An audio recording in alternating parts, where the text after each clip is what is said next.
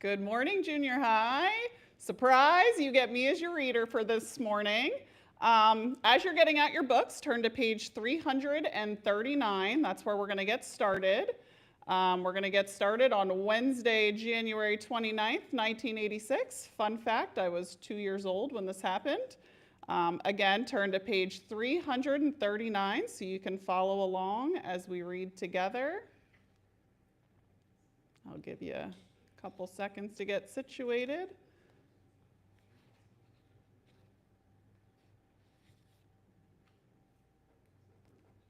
All right, page 339. We are going to get started. Tick, tick.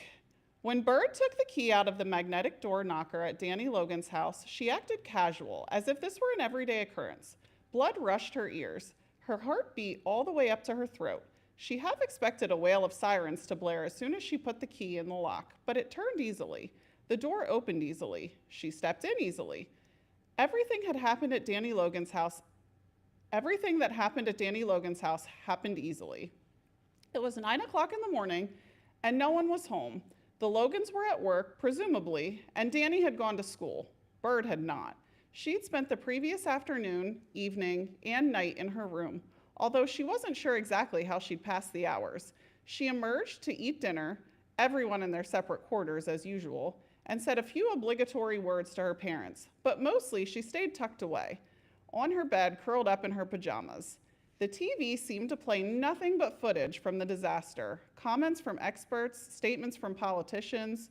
Bird heard the muffled sounds of it all through her door. Once she went into the kitchen to get a glass of water and caught her dad mid-sentence. Teachers aren't real astronauts, so it doesn't make sense that NASA would. She thought of Miss Salonga.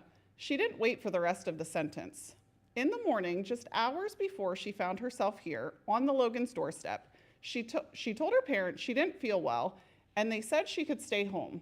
It was easy for Bird to get a pass from her parents. She never did anything wrong. Why would they worry? Once inside the Logan's house, she took off her shoes and set them aside. Those were the rules after all. Her feet were cold. She rubbed one socked foot on top of the other while she stood there. "I'm home," she called out, even though she knew no one was there. It had taken more than half an hour to walk to Danny's house. Bird's nose was red and her hands were cold, even though she'd worn her gloves. She slipped the house key into her pocket, then took off all her winter gear. The Logans had a front hall closet just for coats. They hung there obediently and neatly. Bird put hers in there too. The Logan house was warm.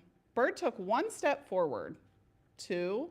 Soon she was in the living room. She eyed the coffee table where she and Danny had spread out their junk food and drunk soda. She walked to the kitchen, opened the refrigerator, removed a Sunkist. When she opened the can, the shh of escaped carbonation filled the emptiness. She stood by one of the kitchen counters and took a deep sip. She put the soda on a coaster.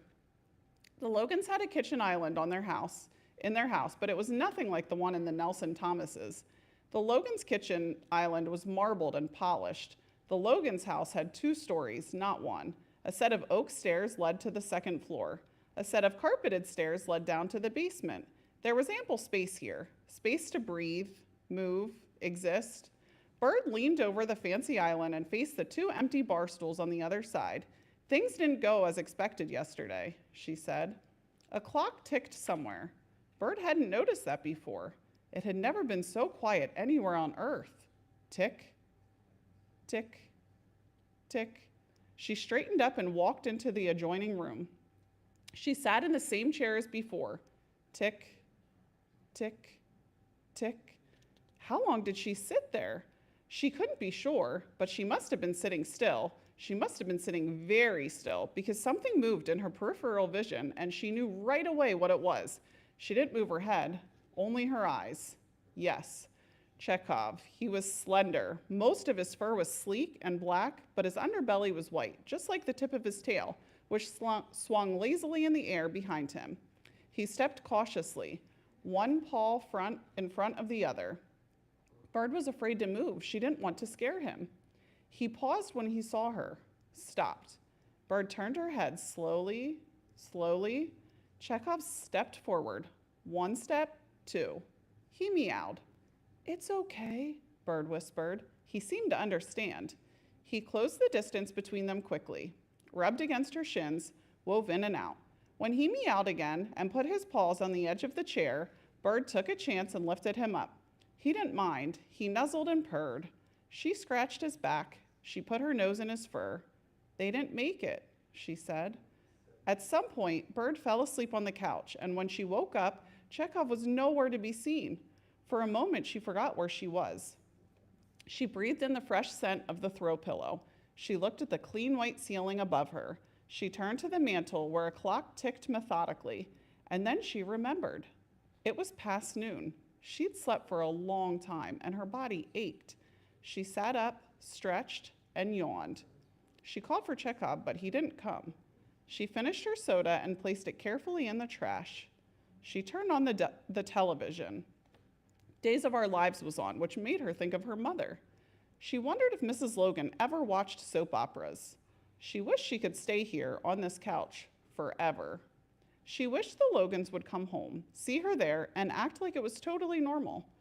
"We'll show you to your room," they would say. They would make dinner together and sit at the table and do cheers at her good ideas, whatever they were. After they set their glasses down, she would ask, "Is it okay to cry for people you don't know?" And they would comfort her. They would really hear every word she said. They would sit on either side of her, and nothing would be about them. No raised voices, no lost questions, just consensus. She wished she was part of a different family. She wished she was part of this family. It wasn't a pretty thought, but there it was. That night, Bird, "I'm sorry." Bird, Bird, Bird, Bird, Bird, Bird, Bird, Bird, Bird. Poor Bird. All right, now we're at Thursday, January 30th, 1986. First period. Fitch never thought of his family as a machine. His mind wasn't built like Bird's. When he thought of his family, he thought of sounds. His parents shouting, music from his boombox, basketball on the television, and his brother and father hooting and hollering about things he wasn't a part of, sports he didn't understand. And he thought of his mother, her disappointed voice, her huffs and sighs, but he never thought about Bird. Not really, not until now. She stayed home from school again today. Miss Salonga had come to school after a full day's absence, but Bird mumbled that she still didn't feel well and their parents didn't push the issue. He'd never noticed before how each sound in the house affected the others, including Bird's silence. She wasn't loud enough to begin with, but her quietness had become the loudest thing in the family. Last night, he'd knocked on her door to ask if she was okay. At one point, Cash had casually asked if she had any new schematics. That's when Fitch realized that no one had ever really asked about Bird's drawings before. She went to her room without answering. He wasn't even sure she'd heard them. Fitch was rolling all these thoughts over in his head when Miss Salonga started class. Her eyes still looked tired. When the tardy bell rang, she stood in front of her desk and leaned against it. She looked at all of them and none of them at once. She brought her hands together, put them under her chin, and then dropped them to her sides. "Class," she began, "I want to talk about what happened on Tuesday. We spent the entire month preparing for this launch, and, well, obviously it didn't go as planned." Inhale. "As you know, the Challenger meant a lot to me. I know it meant a lot to you, too. And even though many of you would never admit it, I'm sure there are people in this room who are going through a mix of emotions. I know I am. Sadness and confusion, mostly. I want to know what went wrong and why. Mostly, I'm thinking about the astronauts. I'm thinking about all the opportunities they'll miss, and the ones we'll miss, too. There are many people out there who are angry and believe this was all for nothing. They say we should end the space program before more lives and money are lost, and that worries me, too." Pause. "Last week, I asked each of your crews to come up with 5 reasons why we should invest in space exploration. Some of you struggled with this question. Many of you said you couldn't come up with one reason. Many of you asked, that day and other days, What's the point, Miss Salonga? We're this one little planet in this huge universe. How could we ever begin to know what's out there? It's too big, too vast. I have an answer for you. Second period. And it's pretty simple, really. The only way for us to know what's out there is if we're out there too. Yes, we are small. Yes, there are things we may never understand. But to be small is not to be inconsequential. Never mistake size for might. Miss Salonga paced the front of the room, like her thoughts were floating in the air and she needed to catch up to them. Some of the students rolled their eyes, exasperated at any lecture, trying to act casual and pretend they didn't care. But Cash cared. At that moment, he cared a great deal. Things had shifted at home since Tuesday. There was a mood over the Nelson Thomas house. There was always a mood over the house, to be honest, but not this kind. At first, he thought it was everywhere, as if the tragedy had blanketed American neighborhoods with a sense of surreal melancholy. But it wasn't everywhere. The school hallways weren't much different. Brant and Kenny were their same selves. Everyone seemed to be doing what they always did. Last night, as he stared at Dr. J, wondering if Dr. J had seen the shuttle explosion and wondering what he thought about it, Cash realized that the tone of the house had been set by Bird. Not on purpose, it just was. Bird was the even-tempered rock of the family. She didn't lose her temper like Fitch. She didn't yell and argue like their parents. She didn't break bones or flunk out. She was just Bird. Cash thought about the night she'd told him how many days there were in summer vacation. He thought of how she'd offered to bring him his homework after he broke his wrist. He thought of how she'd tagged along to the x-ray room to ask a million questions. He thought of other things too, like all those schematics he knew nothing about.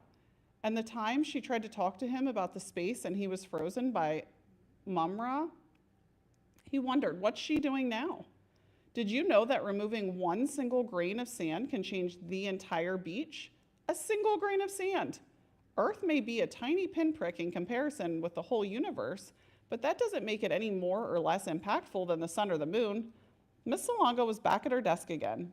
She leaned on the corner. If the sand never moves, it never changes. And each of us should strive to change every single day, to be better explorers, to be better teachers and students, to be better humans, to just be better. She paused. She seemed to look directly at Cash, but maybe it was his imagination. The astronauts on the Challenger trained rigorously for months to become the best explorers this nation had to offer, despite the risks, despite the possibility that the worst would happen. We owe it to ourselves and to everyone to offer our best to the world. To quote the words of one of the brightest people I know, the universe is waiting, so what are we waiting for? Bright star. Checking the payphone for forgotten quarters had become rote for Fitch and Vern. One of them would inevitably break away from the sidewalk on their way to the arcade and beeline to the dingy phone on the side of the gas station. After a quick swipe through the coin return, yielding nothing always, the journey would continue. Today it was Fitch who jogged over. Today it was Fitch who swiped the coin return. Today he found a quarter. His fingertips brushed its familiar ridged edge. His ears heard the click of the coin. It was like finding gold. One of billions. Bird gathered all the schematics. She helped them in her arms close to her chest and stood up from her desk. She walked into the kitchen. There were more than she'd thought.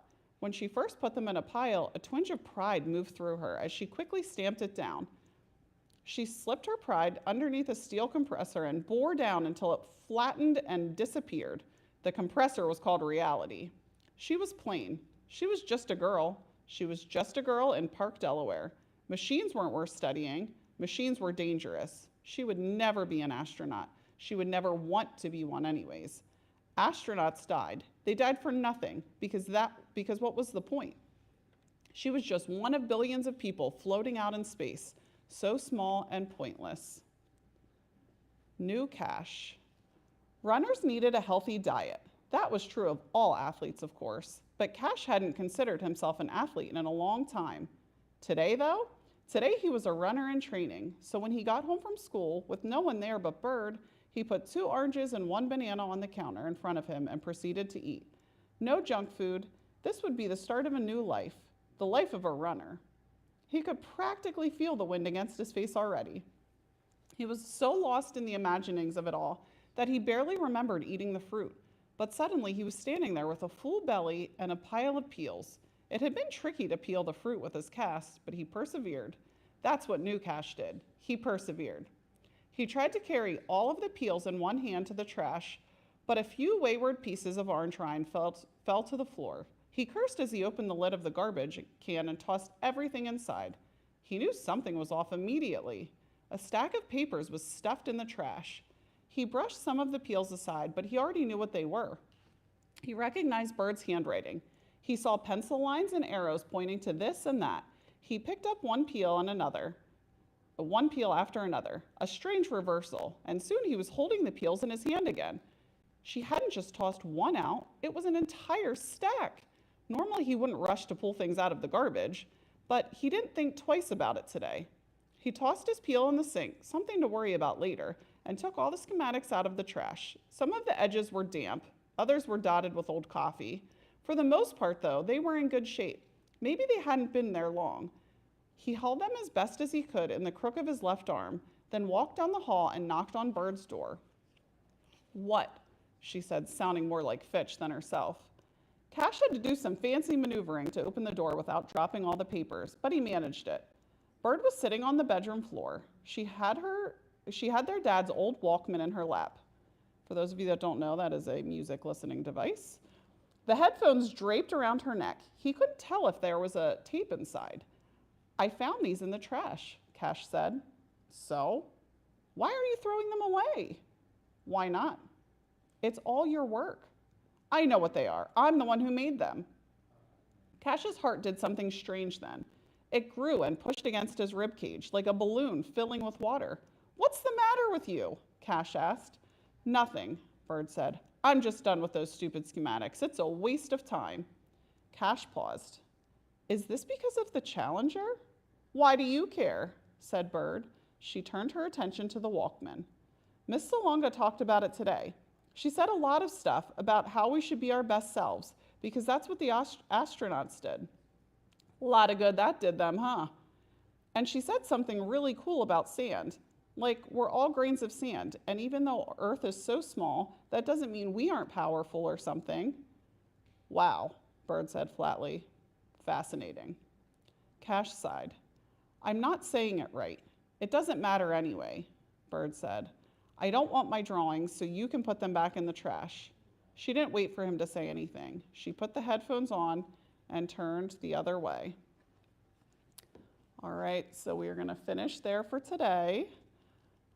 Unfortunately, you are going to have to wait for an entire weekend to see the ending of the story, but I would encourage you to listen to Miss Salonga and be your best self. You can be the change that you want to see. So there was a lot of powerful stuff in here. Hope you enjoyed this, and I cannot wait to see the ending. We will hear this on Monday.